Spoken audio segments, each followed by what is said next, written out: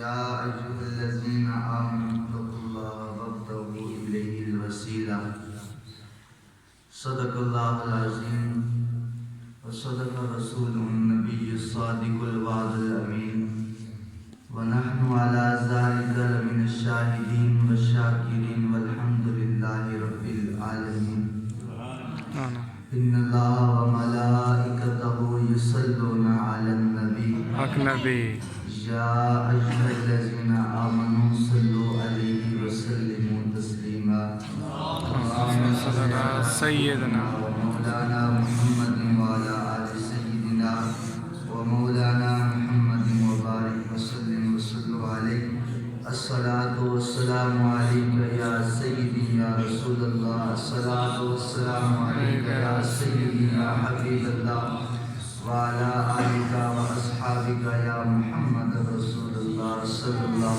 تعالی علیہ وسلم۔ میرے واجب الاحترام معزز استاد علماء حضرت علامہ مولانا قاری محمد اسحاق باری صاحب، جو کہ آپ دیکھ رہے ہیں کہ آپ بھی ماشاءاللہ اسٹیج پہ جلوہ گر ہیں، تو آپ اپنی انشاءاللہ گفتگو سے ہمارے قلوب و اذہان کو منور فرمائیں گے۔ اللہ نے علم بھی دیا، عمل بھی ہے اور الحمدللہ آواز بھی ہے، تو مالک حضور کے صدقے سے مزید برکتیں عطا فرمائے۔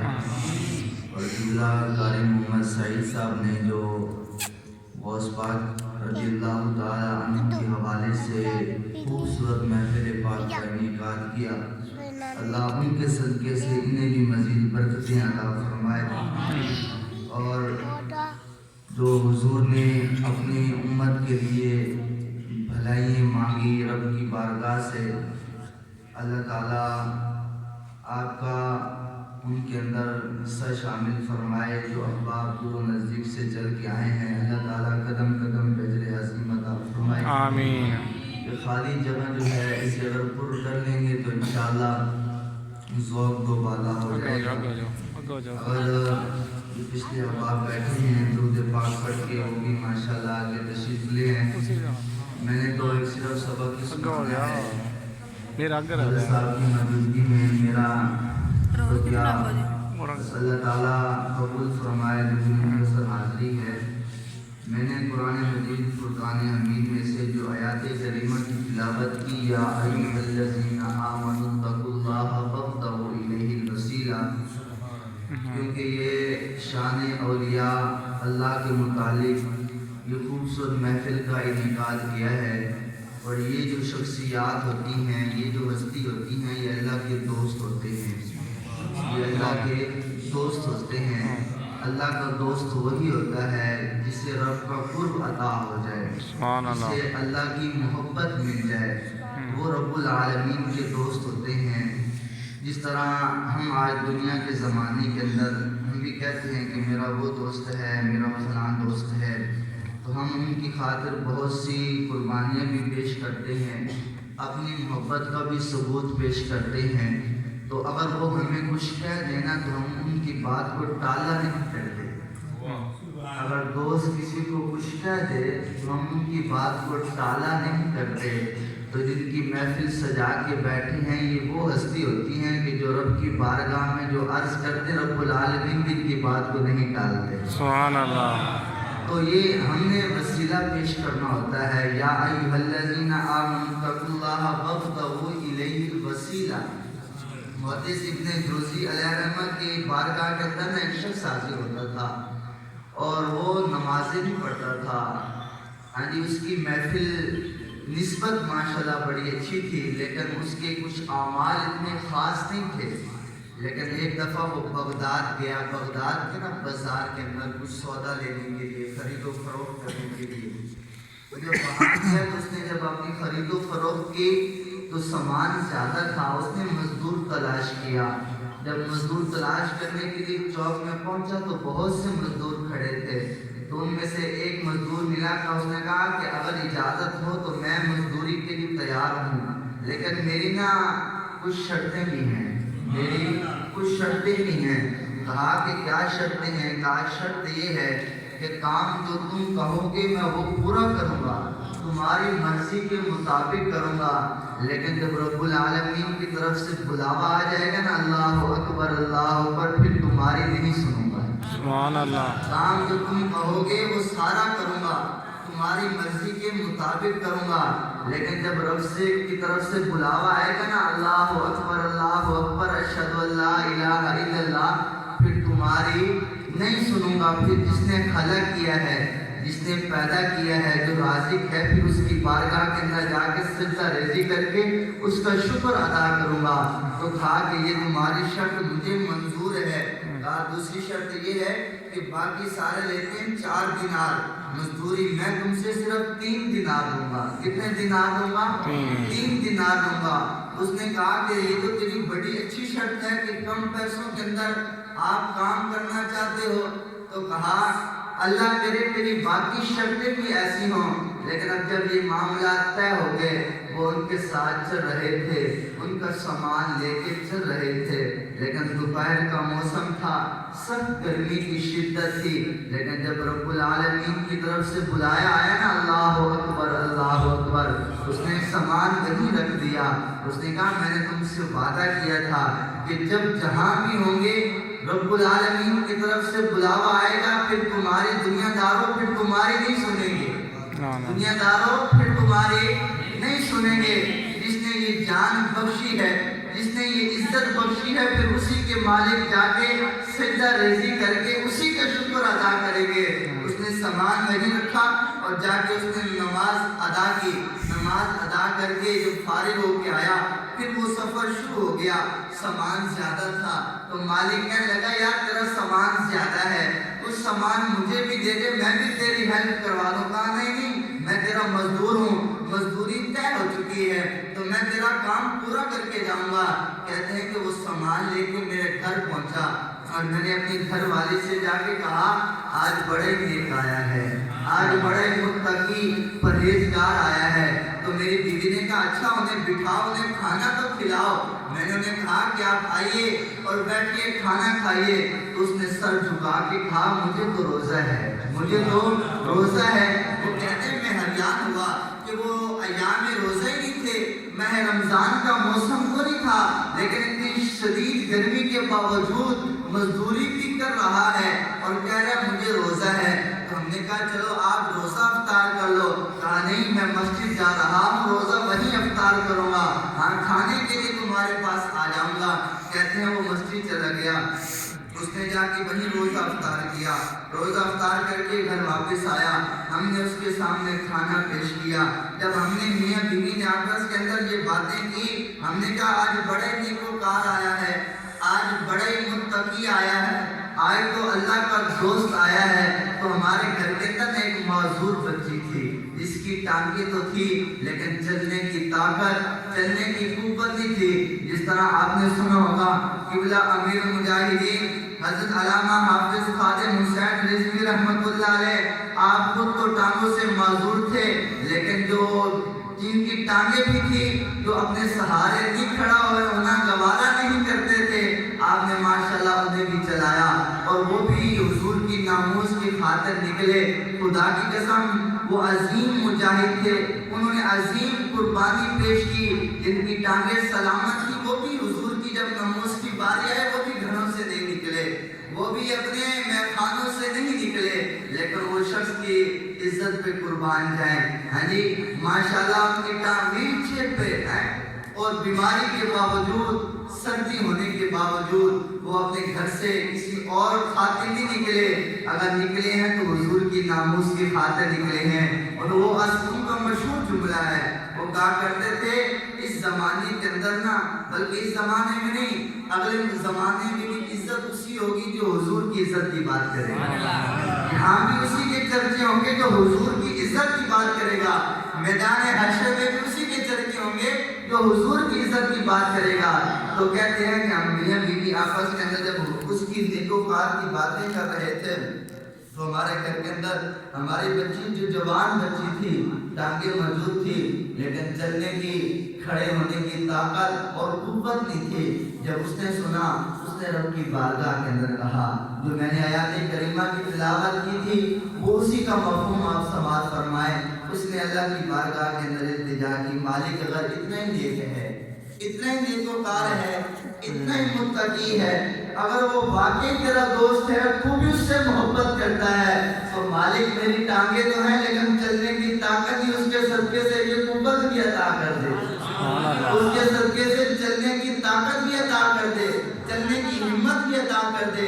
تو کہتے ہیں کہ دروازے بند تھے، ہم نے مہمان کو بھی اپنے اس کے کمرے میں سلا دیا تھا، ہم اپنے کمرے میں آرام کر رہے تھے اور ہماری بچی اپنے کمرے میں آرام کر رہی تھی۔ جب بچی کے کمرے سے دستک ہوئی ہم بڑے پریشان ہوئے، ہماری بچی تو چل بھی نہیں سکتی، کھڑی بھی نہیں ہو سکتی، لیکن اس کے کمرے سے دروازے کی دستک کی آواز آ رہی ہے، خیر تو ہے، اور یہ ذمہ داری سے عرض کر رہا ہوں۔ کہتے ہیں کہ ہم نے جا کے دروازہ کھولا تو وہی بچی جو معذور بچی تھی نا، اپنے پاؤں کے سہارے خود ہی کھڑی تھی، اپنی ٹانگوں کے سہارے خود ہی کھڑی تھی۔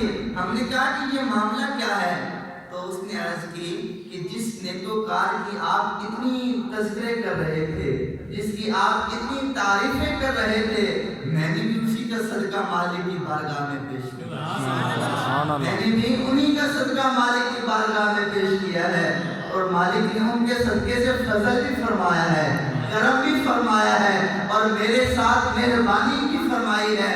تو جب کہتے ہیں کہ ہم مہمان کے دروازے کے پاس گئے نا تو دروازہ کھلا تھا اور مہمان اپنے بستر پہ موجود نہیں تھا، وہ نیکوکار، وہ مزدور، وہ متقی وہاں موجود نہیں تھا، اور ہم نے دیکھا لیکن جو وہاں وہ تو نہیں سو رہا تھا، ایک پرچی پڑی تھی، ایک چٹ لکھی ہوئی تھی، اس نے کہا کہ یہ میں دکھانا نہیں چاہتا تھا، یہ میں دکھانا نہیں چاہتا تھا، لیکن اب تم نے دیکھ لیا ہے، اب تم نے دیکھ لیا ہے، اب مہربانی کرنا، میرے پیچھے نہ آنا، مالک کی بارگاہ میں جا کے سجدہ ریزی کرنا۔ یہ میرا کمال نہیں، یہ اللہ کا فضل ہے، یہ میرا کمال نہیں، کس کا فضل ہے؟ اللہ کا فضل ہے۔ کہتے ہیں میں دوسرے ہفتے پھر گیا بغداد میں، کہاں گیا؟ بغداد میں گیا، اور میں نے پھر پوچھا، اور انہوں نے کہا کہ وہ دوسرے ہفتے کے بعد مزدوری کرنے کے لیے آتے ہیں، پورا ہفتہ وہ مزدوری نہیں کرتے، وہ صرف ہفتے کے اندر ایک دن مزدوری کرتا ہے، وہ بچہ، وہ بھی نوجوان تھا۔ تو میں نے پوچھا کہ وہ بقایا دن کیا کرتا ہے؟ کہا کہ اس کا نا پورے ہفتے کا خرچہ ہے 3 دینار، پورے ہفتے کا خرچہ ہے 3 دینار، وہ ہفتے کے اندر ایک دن مزدوری کر کے اپنی مزدوری بنا لیتا ہے، باقی سارے ہفتے حضور کی ذات پہ درود و سلام پڑھتا ہے۔ باقی دن کیا کرتا ہے؟ ہفتے کے اندر ایک دن کام کرتا ہے، مزدوری کرتا ہے، 3 دینار اس کا پورے ہفتے کا خرچ ہے، اسے جمع کر لیتا ہے، اور باقی دنوں میں حضور کی ذات پہ درود و سلام پڑھتا ہے۔ ارے کیا فکر ہے دنیا کی، درود پاک پڑھتے جاؤ، زندگی گزارتے جاؤ، انشاءاللہ وہ رجوال ہیں، وہ کرم کرنے والے ہیں۔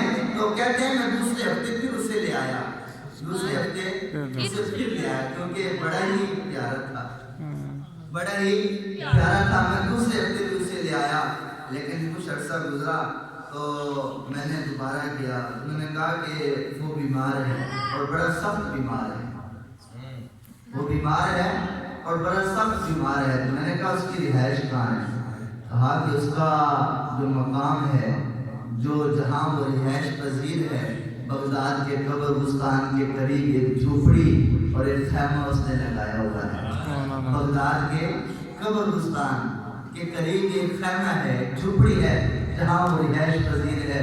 کہتے ہیں میں وہاں گیا اس کی عیادت کے لیے، جب کسی کی خبر ملے نا بیمار ہے تو عیادت کر لیا کرو، عیادت پہ جایا کرو، یہ الحمدللہ بڑا ہی ثواب ہے، بڑا ہی اجر ہے، بڑا ہی اجر ہے۔ تو جب کہتے ہیں میں وہاں پہنچا اور میں نے عیادت کی تو اس نے کہا اچھا ہوا تم آ گئے، اچھا ہوا تم آ گئے، لیکن سنو کل میرا انتقال ہو جائے گا،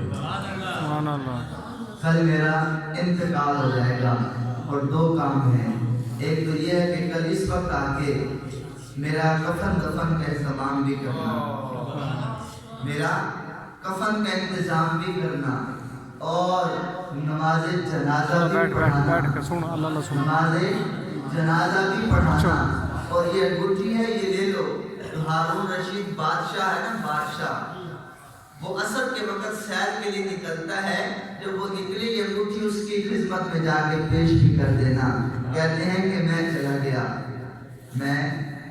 گیا، جب دوسرے دن میں گیا تو واقعی اس کا انتقال ہو گیا۔ میں نے اس کے کفن دفن کا انتظام کیا، جنگل تھا، بیابان تھا، لیکن جب اس کا جنازہ اٹھا پتہ نہیں کہاں سے لوگ آ گئے۔ عاشق کا جنازہ ہے، ذرا دھوم سے نکلے، قبلہ موجود ہیں، ہمیں بھی سعادت حاصل ہوئی امیر مجاہدین کی نماز جنازہ میں، اور ہم انشاءاللہ ساری زندگی فخر کریں گے کہ ہم ان کی نماز جنازہ کے اندر ہمیں بھی اللہ نے توفیق دی اور ہم بھی شریک ہوئے، ساری زندگی فخر کریں گے۔ اور یہ بھی پوچھا جائے گا یار وہ خوش قسمت کون ہے جنہوں نے امیر مجاہدین کی نماز جنازہ پڑھی۔ اور یقین کریں کہ پتہ نہیں کہاں سے دنیا آئی، اور ان کا بھی اسی طرح ہوا۔ وہ کہتے ہیں کہ پتہ نہیں کہاں سے دنیا آئی، اور میں نے ان کا نماز جنازہ پڑھایا، اور عصر کے وقت ہوا میں انگوٹھی لے کے بادشاہ کی خدمت میں حاضر ہوا، اور جب میں نے بادشاہ کی خدمت میں انگوٹھی جا کے پیش کی تو بادشاہ رونے لگا اور کہا کہ یہ انگوٹھی والا کہاں گیا ہے، جس کی انگوٹھی لے کے آئے ہو وہ کہاں گیا ہے؟ تو وہ کہتے ہیں محدث ابن جوزی کے بادشاہ سلامت، مجھے نہیں پتا کہ وہ انگوٹھی والا کون تھا، اور آپ کا اس کا رشتہ کیا ہے، آپ کا اور اس کا رشتہ کیا ہے، اور وہ تھا کون؟ لیکن یہ مجھے پتا ہے وہ بڑے نیکوکار تھا، وہ بڑے متقی تھا، وہ بڑے پرہیزگار تھا، وہ تو اللہ کا دوست تھا، وہ تو اللہ کا دوست تھا۔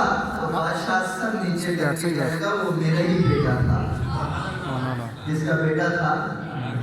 جی بادشاہ کے بیٹے فقیری کی زندگی گزار سکتے ہیں جی، لیکن جنہیں رب کا قرب مل جائے، جنہیں رب کی محبت عطا ہو جائے، تو بادشاہ کہنے لگا وہ میرا ہی بیٹا تھا۔ اس نے مجھ سے ایک دن کہا کہ بابا جان بادشاہ سلامت اتنی دولت اکٹھی کی ہے، اتنی جائیداد جمع کی ہے، رب کی بارگاہ میں جا کے کس چیز کا حساب پیش کرو گے؟ اتنا کچھ جمع کر رکھا ہے، اتنا کچھ اکٹھا کیا ہے، رب کی بارگاہ میں حساب و کتاب بھی کیسے دو گے؟ کہتے ہیں وہ مجھ سے جدا ہو گیا، اس نے فقیری کی زندگی گزاری اور اللہ نے اسے اپنا قرب عطا کر دیا۔ تو مالک ہمیں بھی اپنی محبت عطا فرمائے اور حضور غوث پاک کے نقش قدم پہ چلنے کی توفیق عطا فرمائے۔ اور وقت نہیں ہے کہ ان کے ملفوظات کا بھی ذکر ہوتا ہے، لیکن استاد صاحب ماشاءاللہ تشریف فرمائیں، انشاءاللہ وہ اپنے ملفوظات سے ہمارے قلوب و اذہان کو منور فرمائیں گے۔ اللہ تعالی ہم سب کو عمل کی توفیق عطا فرمائے۔ وما علیہ